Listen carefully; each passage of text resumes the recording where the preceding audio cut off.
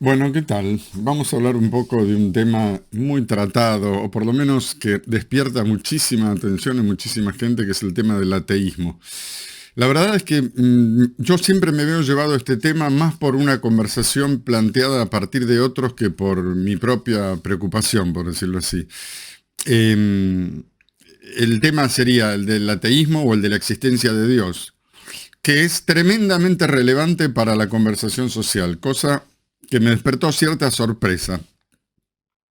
Creo que es un tema necesario precisamente porque es una relevancia compartida. Quiero incorporarlo a esta seguidilla de video diario que estoy haciendo y bueno, ir viendo qué trae, qué cosas surgen. En mí, al preparar las ideas, al tratar de ordenar dos o tres cosas interesantes para decir, y en ustedes que me están haciendo cada vez mejores comentarios, a veces tardo un poco en responder, pero ahí voy. Quiero también decir que el video diario viene un poco atrasado porque hubo unos días en donde no subí nada, pero mi intención es que, por ejemplo, a mediados de marzo yo tenga tantos videos subidos como días hubo en el año hasta ese momento. Entiendo el video diario así, como ese desafío. A veces me puedo pasar para un lado o para otro, para el lado del menos o del más. Hoy hice un vivo sobre Nietzsche, hablando del curso que voy a empezar a dar el martes 14, que se llama Introducción a Nietzsche, sobre el cual también voy a hacer un video. El vivo está puesto ahí, se llama La fuerza en Nietzsche, y me parece una buena manera de empezar a adentrarse en ese autor, por un lado, digamos, muy interesante y también muy fácilmente comprensible. Bueno, vamos a hacer unos comentarios sobre el tema del ateísmo y después, digamos, veremos qué consecuencias tiene.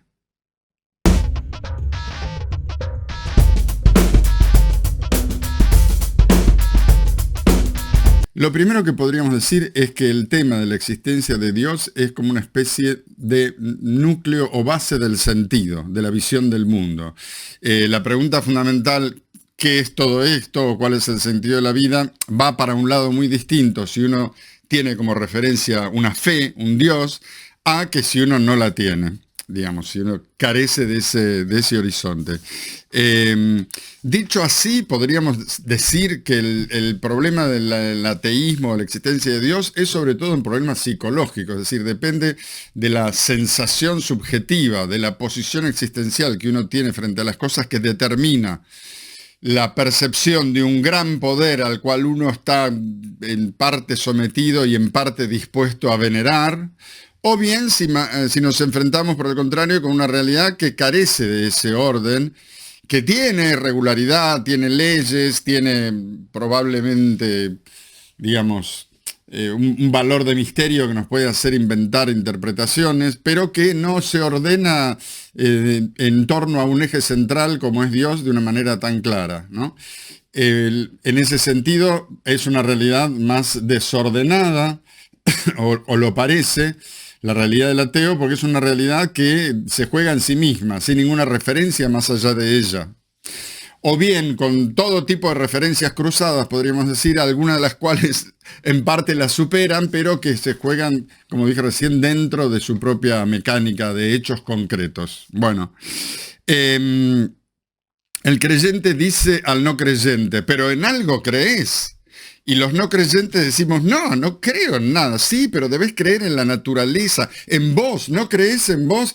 Y la respuesta del no creyente, del ateo, es no, porque no creo, no es un tema de que yo no exista. No tengo la estructura de la fe como marco central para mi relación con el mundo. Eso dice el ateo cuando dice, no, no creo en la naturaleza. Existe la naturaleza, pero no tengo una relación de creencia, de fe, ¿no? Que es, creo, también cuando aludimos a la base psicológica del fenómeno de la creencia o el ateísmo, lo mismo que estábamos diciendo antes. El ateo no cree. Entonces, ¿qué le pasa al ateo? ¿Sabe?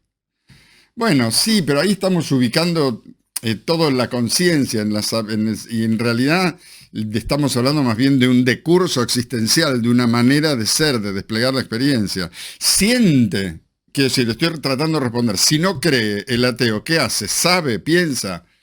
Sí, todos pensamos, el creyente también piensa. Piensa de otra manera, probablemente piensa de otra manera. El saber, la idea de que la ciencia es una certeza equivalente o superadora de Dios, es otra forma de Dios. Ojo.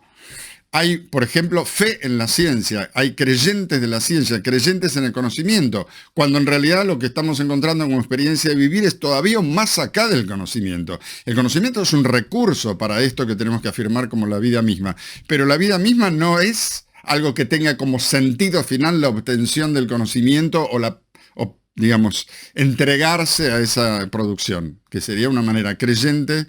Un intermedio, digamos. Nietzsche también lo plantea así.